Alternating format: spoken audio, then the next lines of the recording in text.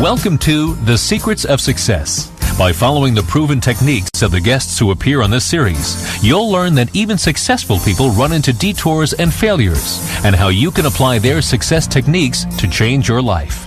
You're now listening to the most unique show on radio, the show dedicated to making you a success. Want to spark peak performance by your employees? Well, listen to the advice of our guest, Lewis Carter. Lewis, thanks for being with us. Thanks for having me.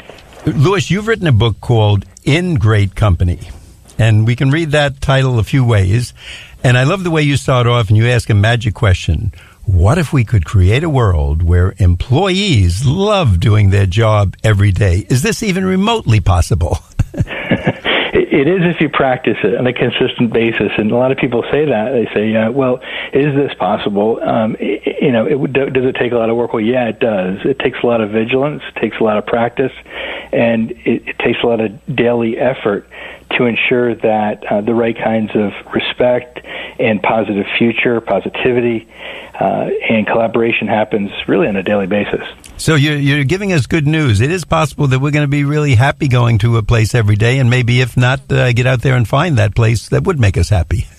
It does, because the thing is, if you really feel disrespected at work, only 2% of you really will leave. The other 98%, and you know who I mean, will stay and cash the paycheck and pretty much make their own lives and everybody else's life a living hell. So, most people do stay in those kinds of dysfunctional environments. It's only 2% who are really functional who leave. Now, just to set the scene for our audience, you're the founder of an organization called BPI, Best Practices Institute, and what you call or term a subset of that, the Senior Executives Board. So could you tell us a little bit about those organizations?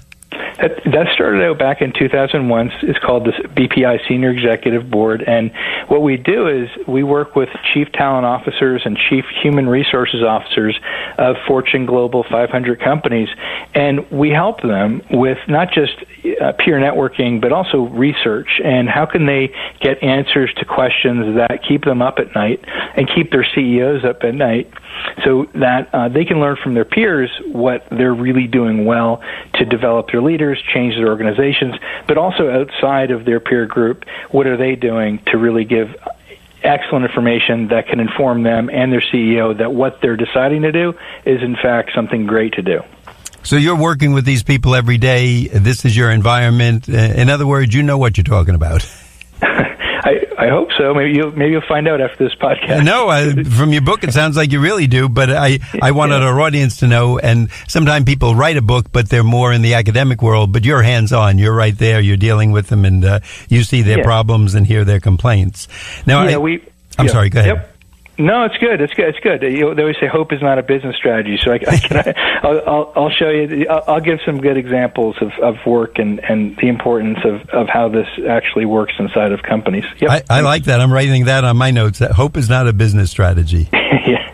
Yep. We got to keep that and remember that, because I think too many of us do that in our life. Now, if I'm right, you asked 100 executives, what's the one factor that you need to focus on for an employee to motivate performance and help the company to be great? And you say you were surprised by the answer. So what was that answer? So most companies, when employees underperform, they throw the same benefits and compensation at them as they do even high performers. And so I was expecting everybody to say, well, benefits, compensation, fancy foosball tables, ping pong tables, slides in the cafeteria, because if you look in Glassdoor, that's, most of what people say. So it shows up as, really high there. In our study, it was far different. 9 out of 10 people stated that if they love their workplace, feel respected, and are psychologically safe, really all three of the same things, they're 3 to 4 times more likely to perform more and better inside of their workforce. So it was surprising to me that it wasn't just salary, compensation, all those great benefits that are really all over Glassdoor. It was really about this sense of this culture where the large majority of people people are feeling respected, that really ran or informed their best performance. Now, when you say respected, can you give us maybe an example or two of people who said, this is happening and this is how I am not respected? Yeah, so respect came up in a couple ways. We asked the question, what is it like for you to feel disrespected inside the workplace?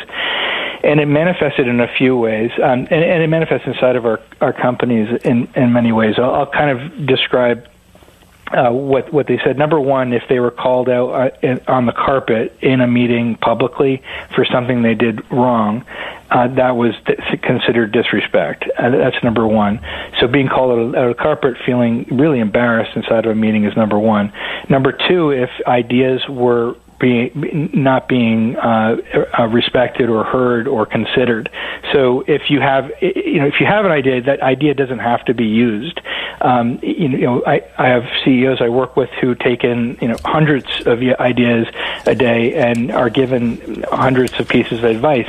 He listens to all of them, and some of them are great, some of them are not.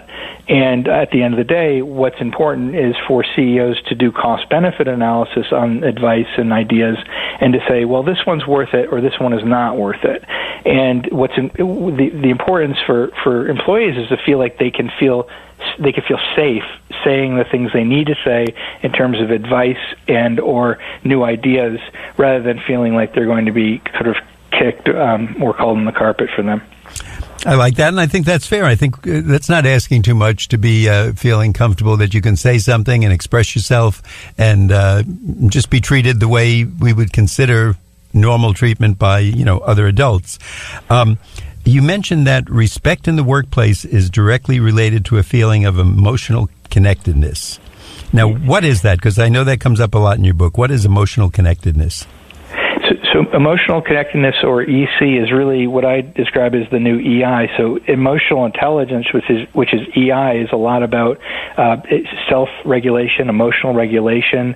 It's about empathy, and understanding and communication, which is really important in emotional connectedness because you have to have that sense of empathy and regulate your emotions in order to have an effective conversation. And even if you don't really feel like doing it, and we all know those times when we don't want to, when we're angry or for right or wrong reasons, it doesn't matter. When we feel that anger, it's about sort of regulating our emotions and our emotion center of our brain, the amygdala, which can have overflow in it and really make our prefrontal cortex, which makes our decisions, make the wrong decisions. So that's important. The new EI, as I say, it takes EI to the next step in emotional connectedness and says, okay, now that I'm connecting and communicating with you on a level that enables me to feel more resonant with you, like we're doing now, that's the time with which we can now talk about how can we best collaborate, how can we best think about our positive future and give each other advice to get better, how can we align our values, and we can list them and say, are they true? Are our values the same as your values and the company's values? How do we establish a sense of respect, meaning this is how I want to be respected, how do you want to be respected, and understand that respect is reciprocal and it builds throughout time. And finally, how can we focus on our outcomes? So life becomes a little bit more predictable in that sense, and we ramble the gamble out of the work that we do. And like we said, it's less about hope as a business strategy, and it's more about really working through life and communication in a much more vigilant and purposeful manner. Now, Louis, before we find out more from you at this point in the show, we like to let our audience know that in case you just tuned in, you're listening to The Secrets of Success on the voice of Nassau Community College, 90.3 WHPC. I'm your host, Bill Horan, and today we're speaking with Louis Carter. He's the author of In Great Company, and you can see he's making a lot of good points already, but so that we can find out more, Louis, can you tell us where we can get the book, and is there a website where we can find out more information? Absolutely. My website, lewiscarter.com, has all of my books on it. So you'll see In Great Company. Just click on books. It's available on Amazon.com, at your local Barnes & Noble, other bookstores. And, you can find it. Pretty much just look it up. Look it up. In Great Company, Louis Carter, or just go straight to the website.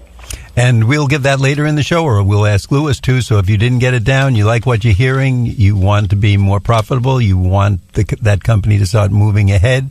And if you want to work in great company, whether you're the employee or the boss, just listen to Louis's advice. He told you he's working with hundreds of executives. This is what he does day by day. He doesn't just write books. He's literally seeing this in the workplace and telling you how you can turn things around. And, probably at a fairly low cost, too.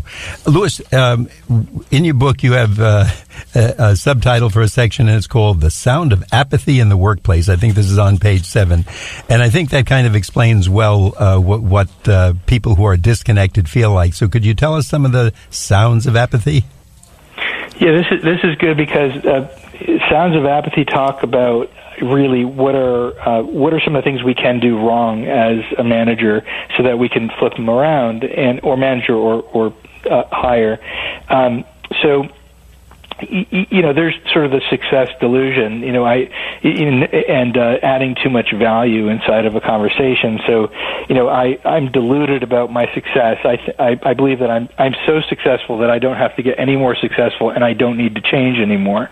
And that's really some of the things that happen in apathy. Is I'm done. I don't need any more advice. I don't need anybody else to tell me what to do. I don't need to collaborate or co-create with people. Just please leave me alone. Let me do my job. That's part of the sound of apathy, and it's sort of the cost of EC or emotional connectedness is around that kind of apathy. The other I just talked about really was around adding too much value, and you're inside of a meeting, and you say you're sitting there in your meeting, and I've seen this time and again, and you know the person who says in the meeting, I have something else to say, and they just continuously add value. They just can't stop themselves because they're constantly the person who has to have the last word. And there's this kind of disease in life of saying, I have this last word, it has to be me, I'm the one, I'm the best. So there's this best syndrome and success syndrome, and also the fact that people give feedback and telling people what they did wrong rather than what they can do better. It's shown that feedback and telling people what they do wrong actually reduces performance and behavior change. People won't change as much rather than when they are told what they did poorly. When they're told what they can do better and given advice what they can do better, they change. So that's some of the sounds of apathy are things that you can do wrong in emotional connectedness and things that you can do right. Now, something I learned from going through your book, and you tell me if I've read this correctly, where there's emotional connectedness, employees remain longer, they perform better, and they connect better with the customers. Did I get that correct? Yeah, that's exactly what it is. And we have a client right now who works with clients specifically in the healthcare environment. And one thing that we found that's really important is that they need to know, the healthcare client needs to know that what they're saying is truth. And in healthcare, there's a lot of sort of charlatans. There are people who say things are true that aren't really true. So what this person does is, the CEO I work with does, is he specifically gives away his product for free so they can try it first. Then he sends in employees at no additional cost to make sure that it operates properly within their environment, and they become part of their environment, their actual culture, their company. So that kind of sort of infectious customer service is about giving them absolutely no paper cuts. So customers feel totally almost ingratiated to the company and saying, man, I have to be with these people. I need more of them. They're extremely gracious in what they're doing for us. They make our lives better as a result of being in it. And it's more than just a product. It's a product that really works for them, and it improves their operations. It makes them better, their lives better as well. Louis, we want to find out more about being in great company, but at this point in the show, we like to remind our listeners that you're listening to The Secrets of Success on the voice of Nassau Community College, 90.3 WHPC. My name is Bill Horan. Today we're speaking to Louis Carter, author of In Great Company, and we'll be right back after this brief intermission. Those serving in our military, they're the difference makers. separated from family, enduring hardships far from home, sacrificing for their country while serving in a different country. Well, for those of us who support our armed forces through the USO, we get to make a difference too. Through the USO, we get to be the force that delivers the phone call between spouse and deployed service member. The force that brings newborn and new parent together through a delivery room video chat. And the force that makes sure our military serving 7,000 miles away gets to watch the big game from a USO center. We get to be the force behind the forces, connecting them to every comfort of family, home, and country possible. It's a good feeling to make a difference. Visit uso.org/force to learn how you can be the force behind the forces.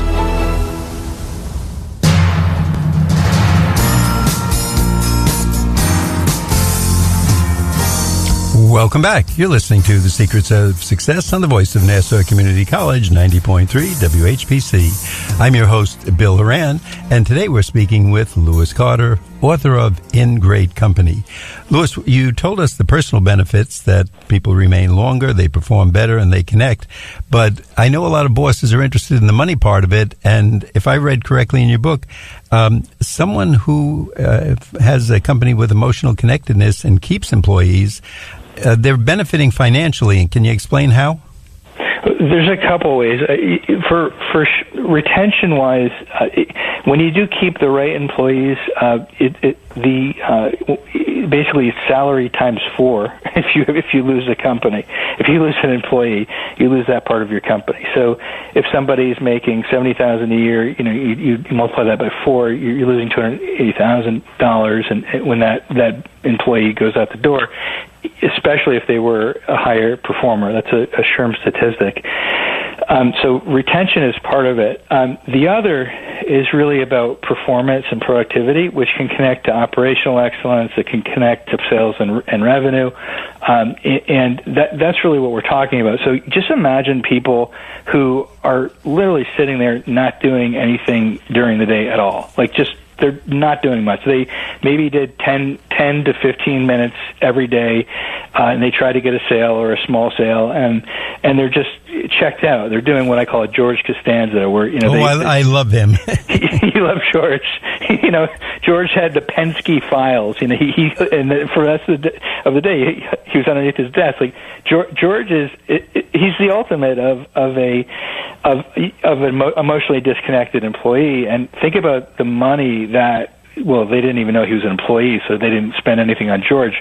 If they had a real George Costanza making $150,000 a year, and you didn't know he existed, and he only spent 10 minutes of his day doing anything, and he pretended to have one file he worked on. This is really happening in our workplaces, and it's getting worse. So we have to identify who the people are who are actually under the rug and not doing the things that we know need to happen. And everybody is listening to this today. If you're a CEO, you know who I'm talking about. We have an 80-20 rule in companies these days. We know that 80% of your people are underperforming, and there's only 20% of them that are doing really great, and it's gotten worse. And the larger your company grows, the worse it gets. And your culture, the less entrepreneurial it becomes, the more stringent it comes, the easier it is for those 80% to go to hide all the dust and dirt underneath their rug. So this is what really needs to happen now, is that we come together and have a complete understanding about what it is that people are really doing on a daily basis, what it is that we're not just responsible for, but how does that connect also to the goals of the business, the strategy, what their work needs to be, so that the entire culture, all of the company, can get together under one roof and decide upon what they're doing to affect the long-term success of the company. Because we're families, we're people, we're real people. I mean, we can't just rely on one Steve Jobs type to crack the whip on everybody with carrot and stick. It just won't work. So we all need this today. We need to come together to realize that we have to develop a stronger culture with a harder work ethic. Now, I think you mentioned in your book that there's 5 elements that's critical for evaluating a workplace engagement to know if we have this emotional connectedness or not. So can you give us those 5 elements? Yeah, so that's the spark. So I'll go through them really quickly. Just say what they are. The S is systemic collaboration. P is positive future. A is alignment of values. R is respect, and K is killer outcomes. The reason why I put these down is because we looked at thousands of answers to the question of what will it take for you to perform more and better for your company, and categorized them into these 5 different areas, and then made it into a culture index.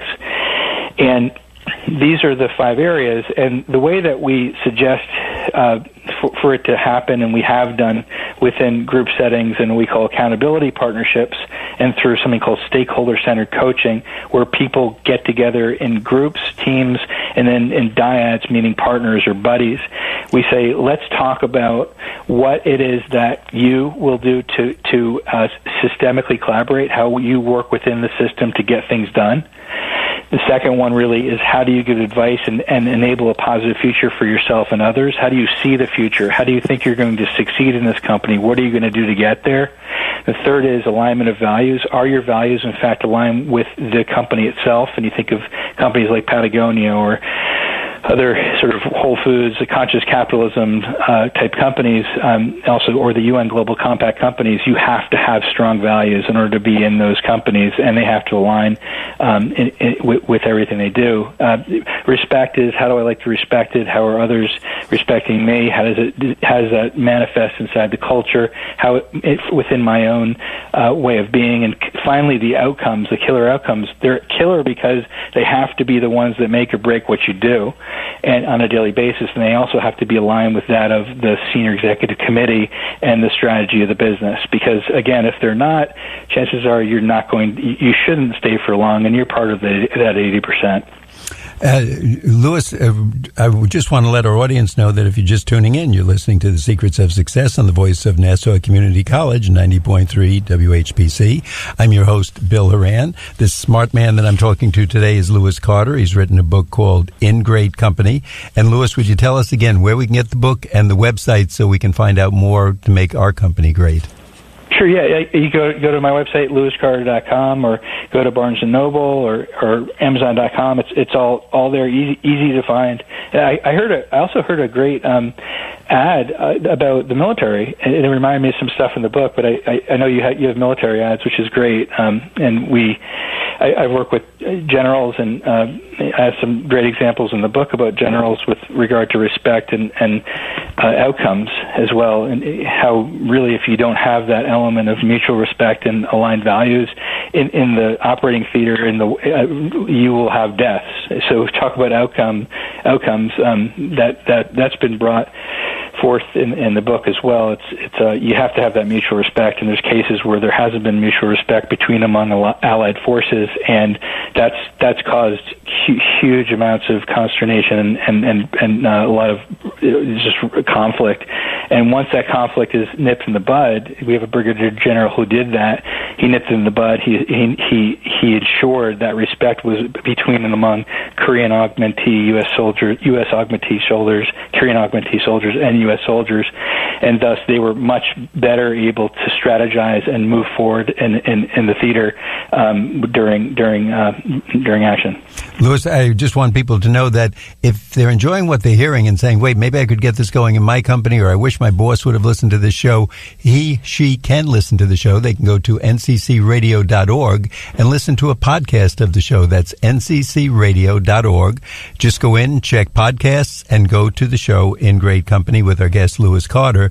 And you can listen to it at your leisure. You can present it to your coworkers. You can bring it up to your boss, or if you're the boss, you may want to talk to other people in your business about establishing this. Now, Louis, if someone is listening and says, this is a good idea, I want to get this going, but is this hard to establish in a business? Is it easy? Is it inexpensive? Is it a 10-year project? So here's what it is. It really, I always say to people, it's as much or as little as you want to do, number one. However, it's important to really remain, as I keep saying this word, vigilant in the practices. So keeping up your accountability partnerships, so that you know that your goals are being met on a weekly basis with your accountability partner. And also, you're constantly going out to your stakeholders as much as you can. It could be water cooler, or it could just be defined times on your calendar that you're going to your stakeholders and supporters and asking them for advice. And having these sessions as well in team, whereby the one thing within your team needs to be done differently, so that during all team meetings you no longer have dysfunction, you have function. So it's about changing and transforming the way that you live and work on a daily basis, and practicing those new behaviors so as to create a great company. Now, do you find, and this, you're in the real world doing this, in order to do this in a company, do they have to eliminate a few people? Are there just some hardcore people who, we hear it with teams, he, she is a troublemaker, they're disruptive, they're a distraction. Do they sometimes, is that the case in business also? It's a good question. So sometimes people come to us because that's happening, and they see that there's somebody or some saying a certain thing inside of teams, or perhaps they're we're looking, they're abusive, or there's something that's gone awry, and they don't have the tools to be able to talk to that individual on a one-on-one basis, or know how to even approach the topic. So the first thing that I always do is we talk about what it is that they really want. And if it's really about one individual or a few individuals, we need to first talk about that and discuss what the facts are around it and what's real and what's perceived. Then we can move forward. Those are more HR generalist issues that really aren't in this purview. Like I wouldn't say this is an HR specific work. This is a cultural change work at the top level, which is very different. So if it's HR generalists, where they're thinking of when there's individuals where they need to leave, or they need to be fired as a result of infractions, then that needs to be dealt with really before any of this ever happens, because we're working. We need to work with intact employees who we know there is no specific kinds of HR generalist issues, because we have nothing to do with the legal any kind of legal action that needs to be taken against any one employee. Louis, we want to thank you so much for being with us today. Thanks for instructing us and educating us about emotional connectedness. To our audience, our guest has been Louis Carter. He's the author of In Great Company, and he's going to tell us that website again. LouisCarter.com.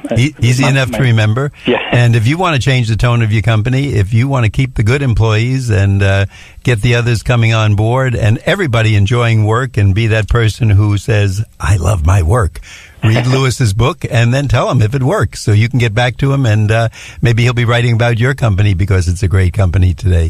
Thanks so much for being with us today, Louis. I'd like to let our audience know you've been listening to The Secrets of Success on the voice of Nassau Community College, 90.3 WHPC. I'm your host, Bill Horan, asking you to please join us again next week at the same time, when we will continue our journey to success.